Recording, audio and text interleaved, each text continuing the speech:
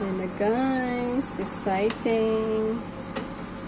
Oh my gosh. Look at that. Oh my gosh. Look at that.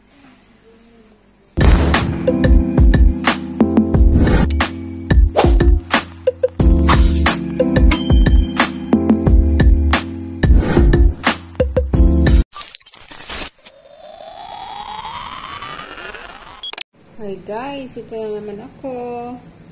Gagawa ako ng first time ko itong gagawin. Cinnamon roll. Yan. So naglagay lang ako ng 2 and 3/4 cups of all-purpose flour, 1/4 cup of sugar, granulated sugar yung gagamitin, at saka 1/2 teaspoon of salt. Ayan. So, inaantay ko lang yung aking yes. Pinaparize ko lang siya. Ayan. Ihalo lang natin na mabuti yung sugar tsaka yung salt dito sa flour na gagamitin natin pang cinnamon roll. Ayan.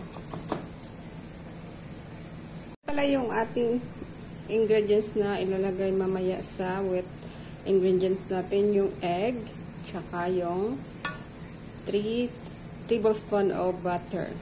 Ayan. So, tingnan na natin yung ating yes.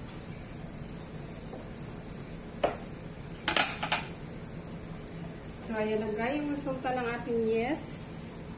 Ayan. So, lumalaki na siya, no? So, ilalagay naman natin yung ating butter.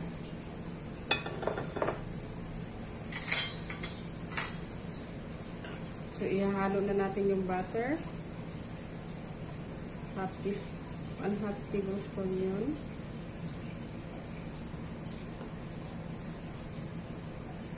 So, 1 teaspoon.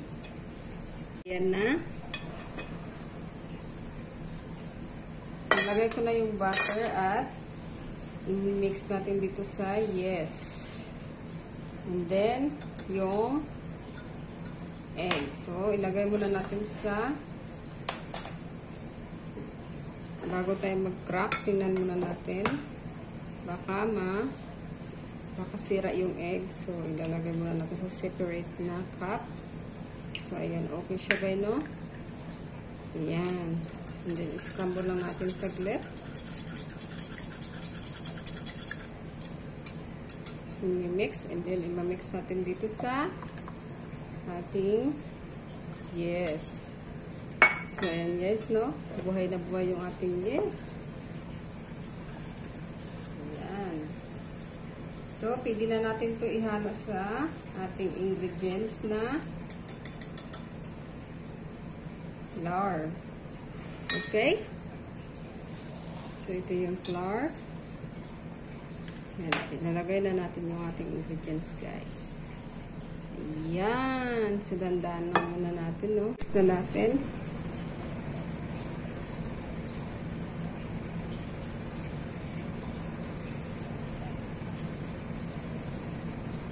Ayan. So, yung natitira, ilalagay ulit natin. Ayan.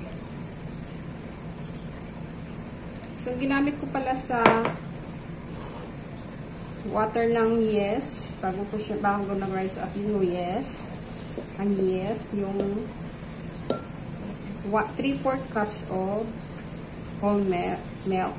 Pero wala akong milk, fresh milk. Yung ginamit ko na lang is almond milk. So, depende na sa discard nyo guys. Ayan. So, ayan. So, gagamitan natin ng kamay. Na dahil wala tayong mixer. So, kamay yung gagamitin natin sa pag-mix. Bali guys, nagugas naman ako. Ayan. So, i-mix na natin, no?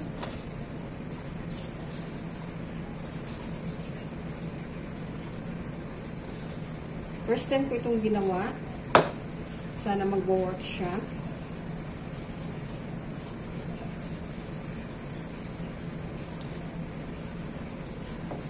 Mostly kasi yung ginagawa ko is pandesal, mga buns, yun lang. So, i-mix-mix lang natin, no? Continue mixing. So, yan guys, malinis na yung ating table. Hindi ko na ilagay, tsaka i-mix yung inimit natin ng maigi yung dough. Kasi pag sa mixer, di ba? Grabe yung pag-ano niya. Pag-ikot na mixer para lang i-mix ito yung dough ng maayos. Ayan, hanggat ito siya ay lalambot. Ayan. So, pag makita natin na okay na siya, and then, i-limit naman natin mag-rice ito ng 30 minutes. Pwede din ng 45 minutes.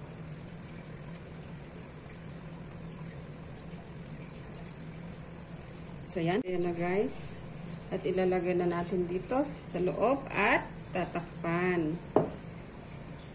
So, mag-use tayo ng towel.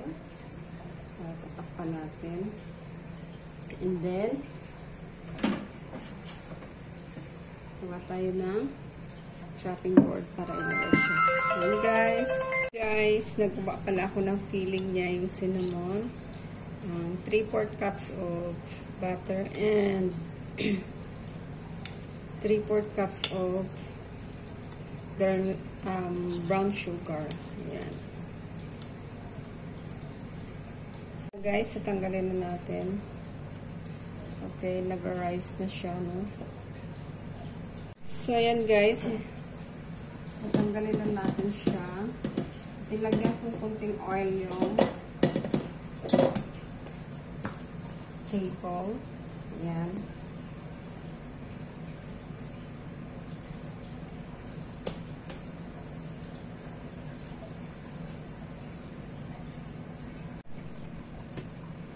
Gamit tayo ng rolling pin.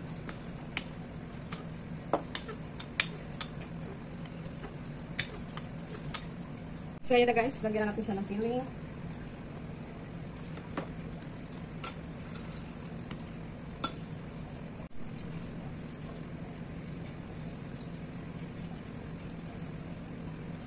Ang whole body nyo na guys, no?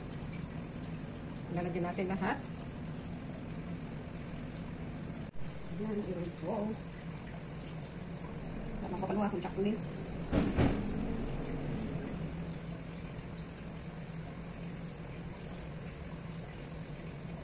Oh, nag-roll siya! Woohoo! Dapat. Oh, di ba? Woo! Okay, nagamit ang pasang. So, I don't know kung ano ka-square ang ano yan.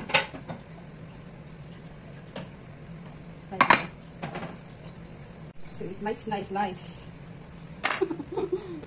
So, pinalagpat niya ako, no? Pero sige lang. Ang buto na mong gindikat ako ang pang-slice. Masala kaya. Kahabot na ako, sige yun. Basta mo na. I-file. Ang buto, liwat ng ko. So, slice na natin, guys. Dalag po. Ay, kalabutan.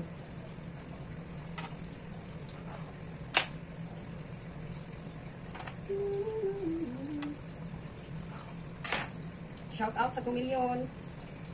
Ang akong balay. 2 million. Balay ha. Hindi yan presyo sa akong balay 2 million.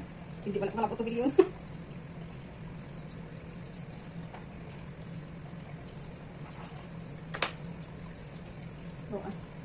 Nami lang ba? Sorry, excuse me. Ano man po ka-upload mo sa akong YT. Ka-vlog mo ta.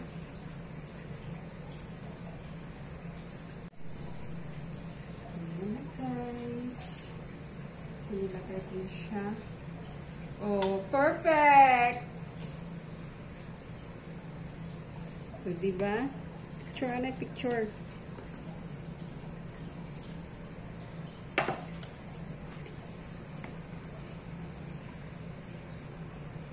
Oh.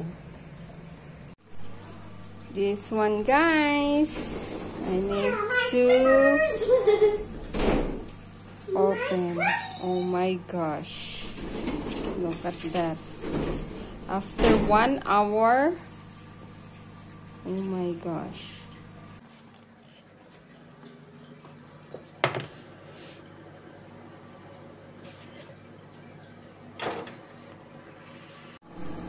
My first time cinnamon roll. Guys, i-check na natin kung pwede na siyang tanggalin. Yan. Yan guys. Tingnan natin ulit. Oh my gosh. Pwede na tong kakainin. Yan. Yan na guys. Exciting. Oh my gosh. Look at that.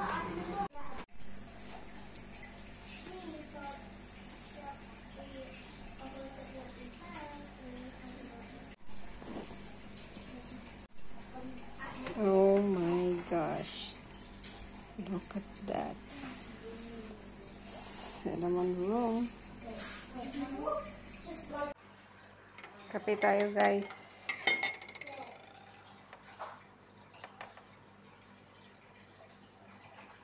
Oh. Kagkape.